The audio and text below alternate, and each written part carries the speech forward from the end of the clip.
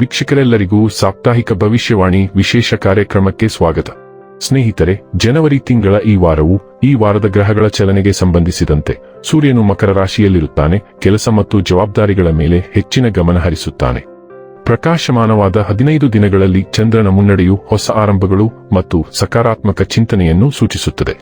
ಬುಧ ಸಂವಹನ ಮತ್ತು ಬರವಣಿಗೆಯನ್ನು ಬಲಪಡಿಸುತ್ತದೆ, ಆದರೆ ಮಾತಿನಲ್ಲಿ ಸಂಯಮವು ಅಗತ್ಯವಾಗಿರುತ್ತದೆ. ಶುಕ್ರನು ಪ್ರೀತಿ, ಸೌಂದರ್ಯ ಮತ್ತು ಸೌಕರ್ಯವನ್ನು ಹೆಚ್ಚಿಸುತ್ತಾನೆ. ಮಂಗಳನು ಶಕ್ತಿಯನ್ನು ನೀಡುತ್ತಾನೆ, ಆದರೆ ಆತುರವನ್ನು ತಪ್ಪಿಸಬೇಕು. ಗುರುವು ಬುದ್ಧಿವಂತಿಕೆ ಮತ್ತು ಮಾರ್ಗದರ್ಶನವನ್ನು ನೀಡುತ್ತಾನೆ. ಶನಿಯು ಕಠಿಣ ಪರಿಶ್ರಮ ಮತ್ತು ಶಿಸ್ತಿಗೆ ಪ್ರತಿಫಲವನ್ನು ತರಲಿದ್ದಾನೆ. ಸೂರ್ಯ ಮತ್ತು ಚಂದ್ರನ ಸಂಯೋಗವು ವೃತ್ತಿ ಮತ್ತು ಪ್ರತಿಷ್ಠೆಯ ಮೇಲೆ ಸಕಾರಾತ್ಮಕ ಪರಿಣಾಮ ಬೀರುತ್ತದೆ. ಜನವರಿ 26 ರಿಂದ ಫೆಬ್ರವರಿ 1 ರವರೆಗಿನ ಮೇಷ ರಾಶಿಯವರ ಭವಿಷ್ಯವನ್ನು ತಿಳಿದುಕೊಳ್ಳೋಣ. ಈ ವಾರ ಮೇಷ ರಾಶಿಯವರ ಫಲಾಫಲಗಳೇನು? ಗ್ರಹಗತಿಗಳು ಹೇಗಿರಲಿವೆ? ಕೌಟುಂಬಿಕ, ಸಾಮಾಜಿಕ ಜೀವನ ಹಾಗೂ ವ್ಯಾಪಾರ ವಹಿವಾಟು ಹೇಗೆ ನಡೆಯಲಿದೆ?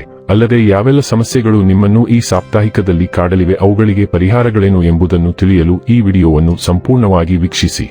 ನೀವಿನ್ನೂ ನಮ್ಮ ಚಾನೆಲ್ ಸಬ್ಸ್ಕ್ರೈಬ್ ಮಾಡದೇ ಇದ್ದರೆ ಕೂಡಲೇ ನಮ್ಮ ಚಾನೆಲ್ ಸಬ್ಸ್ಕ್ರೈಬ್ ಮಾಡಿ. ಹೆಚ್ಚಿನ ವಿಡಿಯೋ ಅಪ್ಡೇಟ್ಗಾಗಿ ಪಕ್ಕದ ಬೆಲ್ ಐಕಾನ್ ಬಟನ್ ಕ್ಲಿಕ್ ಮಾಡಿ. ಸ್ನೇಹಿತರೆ, ಮೇಷ ರಾಶಿಯವರಿಗೆ ಈ ವಾರ ಸರಾಸರಿಯಾಗಿರಲಿದೆ.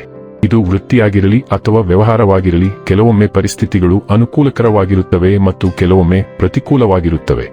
ಈ ವಾರ ಮೇಷ ರಾಶಿಯವರು ನಿಮ್ಮ ಯೋಜನೆಗಳು ಪೂರ್ಣಗೊಳ್ಳುವ ಮೊದಲು ಅವುಗಳನ್ನು ವೈಭವೀಕರಿಸುವುದನ್ನು ತಪ್ಪಿಸಿ, ಏಕೆಂದರೆ ನಿಮ್ಮ ವಿರೋಧಿಗಳು ಅವುಗಳನ್ನು ಹಾಳು ಮಾಡಲು ಪ್ರಯತ್ನಿಸಬಹುದು.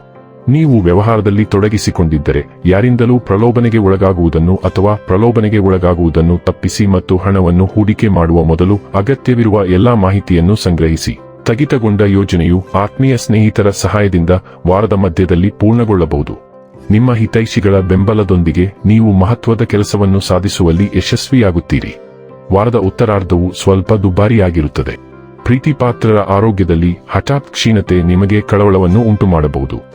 ಒಡಹುಟ್ಟಿದವರೊಂದಿಗೆ ಭಿನ್ನಾಭಿಪ್ರಾಯಗಳ ಸಾಧ್ಯತೆ ಇದೆ. ಚಂದ್ರನ ರಾಶಿಗೆ ಸಂಬಂಧಿಸಿದಂತೆ ಶನಿ 12ನೇ ಮನೆಯಲ್ಲಿರುವುದರಿಂದ ಈ ವಾರ ಕುಟುಂಬದ ಸದಸ್ಯರೊಬ್ಬರ ಕಳಪೆ ಆರೋಗ್ಯಕ್ಕೆ ಸಂಬಂಧಿಸಿದ ಯಾವುದೇ ಸುದ್ದಿಯನ್ನು ನೀವು ಪಡೆಯುತ್ತೀರಿ. ಈ ಕಾರಣದಿಂದಾಗಿ ನೀವು ಸಹ ಮಾನಸಿಕ ಒತ್ತಡಕ್ಕೆ ಬಲಿಯಾಗಬಹುದು.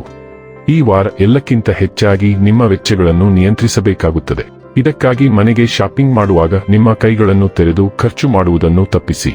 ಇಲ್ಲದಿದ್ದರೆ ಭಾರೀ ಆರ್ಥಿಕ ಬಿಕ್ಕಟ್ಟಿನ ಕಾರಣದಿಂದಾಗಿ ಮುಂಬರುವ ಸಮಯದಲ್ಲಿ ನಿಮಗೆ ಸಮಸ್ಯೆಗಳಿರಬಹುದು.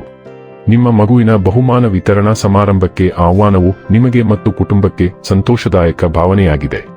ಅವರು ನಿಮ್ಮ ನಿರೀಕ್ಷೆಗಳಿಗೆ ತಕ್ಕಂತೆ ಜೀವಿಸುತ್ತಾರೆ ಮತ್ತು ನಿಮ್ಮ ಕನಸುಗಳು ನನಸಾಗುವುದನ್ನು ನೀವು ಅವರ ಮೂಲಕ ನೋಡುತ್ತೀರಿ. ಅದು ನಿಮ್ಮ ಕಣ್ಣುಗಳಲ್ಲಿನ ತೇವಾಂಶವನ್ನು ಸ್ಪಷ್ಟವಾಗಿ ನೋಡುತ್ತದೆ.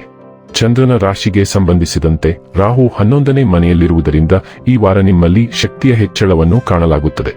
ಈ ಕಾರಣದಿಂದಾಗಿ ನಿಮ್ಮ ಕಚೇರಿಯಿಂದ ಮನೆಗೆ ಬಂದ ನಂತರವೂ ಕೆಲಸದ ಸ್ಥಳದ ಕೆಲಸ ಮಾಡಲು ಇಷ್ಟಪಡುತ್ತೀರಿ. ಆದಾಗ್ಯೂ ಹಾಗೆ ಮಾಡುವುದರಿಂದ ನೀವು ನಿಮ್ಮ ಕುಟುಂಬವನ್ನು ಕೋಪಗೊಳಿಸಬಹುದು.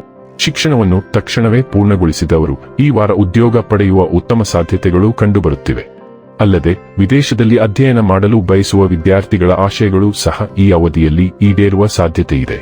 ಮೇಷರಾಶಿಯ ಸೂರ್ಯ ಚಂದ್ರ ಉದಯಿಸುವ ರಾಶಿಗಳಿಗೆ ಇದು ವಿಶೇಷ ವಾರ, ಏಕೆಂದರೆ ಸಮುದ್ರದ ದೇವರು ನೆಪ್ಚೂನ್ ನಿಮ್ಮ ರಾಶಿಯನ್ನು ಪ್ರವೇಶಿಸುತ್ತಾನೆ ಮತ್ತು ಅದು ಖಂಡಿತವಾಗಿಯೂ ನಿಮ್ಮ ಗುರುತು, ದಿಕ್ಕು ಮತ್ತು ಇತರರು ನಿಮ್ಮನ್ನು ಮುಂದಿನ ದಿನಗಳಲ್ಲಿ ಹೇಗೆ ಗ್ರಹಿಸುತ್ತಾರೆ ಎಂಬುದನ್ನು ಮರುರೂಪಿಸುತ್ತದೆ.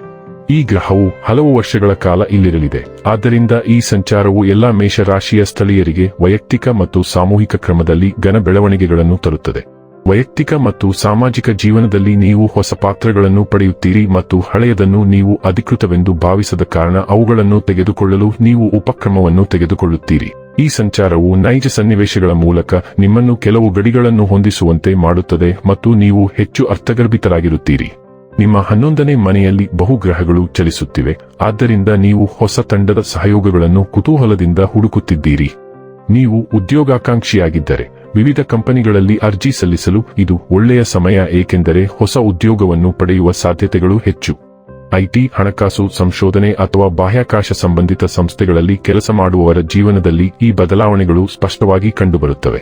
ಹೆಚ್ಚಿನ ಹಣ ಗಳಿಸಲು ತಂಡದ ಉದ್ಯಮಗಳು, ಹೊಸ ಚರ್ಚೆಗಳು, ಆನ್ಲೈನ್ ಮತ್ತು ಆಫ್ಲೈನ್ ಸಭೆಗಳು ಇರುತ್ತವೆ. ನಿಮ್ಮ ಹಿರಿಯರು ಮತ್ತು ಸ್ನೇಹಿತರಿಂದಲೂ ನಿಮಗೆ ಸಾಕಷ್ಟು ಬೆಂಬಲ ಸಿಗುತ್ತದೆ. 27ನೇ ತಾರೀಕಿನಂದು ರಾಶಿಚಕ್ರದ ಯೋಧ ಮಂಗಳ ಗ್ರಹವು ಕುಂಭ ರಾಶಿಯಲ್ಲಿ ಪ್ಲೂಟೋ ಜೊತೆ ಸಂಧಿಸುವುದರಿಂದ ಸ್ನೇಹ ಮತ್ತು ಸಾಮಾಜಿಕ ವಲಯಗಳಲ್ಲಿ ಕೆಲವು ಪ್ರಬಲ ಬೆಳವಣಿಗೆಗಳು ಕಂಡುಬರುತ್ತವೆ. ನಿಮ್ಮ ತಂಡದ ಸದಸ್ಯರೊಂದಿಗೆ ವಾದಗಳಿಗೆ ಅವಕಾಶಗಳಿವೆ, ಆದ್ದರಿಂದ ನಿಮ್ಮ ಆಲೋಚನೆಗಳನ್ನು ಅವರ ಮೇಲೆ ಹೇರಲು ಪ್ರಯತ್ನಿಸಬೇಡಿ.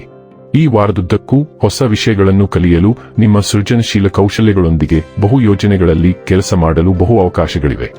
ಈ ವಾರದಲ್ಲಿ ನೀವು ಹೆಚ್ಚಿನ ಹಣವನ್ನು ಗಳಿಸಲು ಹೊಸ ವಿಧಾನಗಳನ್ನು ಅನ್ವೇಷಿಸುತ್ತೀರಿ, ಆದರೆ ದಯವಿಟ್ಟು ತ್ವರಿತ ಹಣ ಗಳಿಸುವ ಯೋಜನೆಗಳಿಂದ ದೂರವಿರಿ.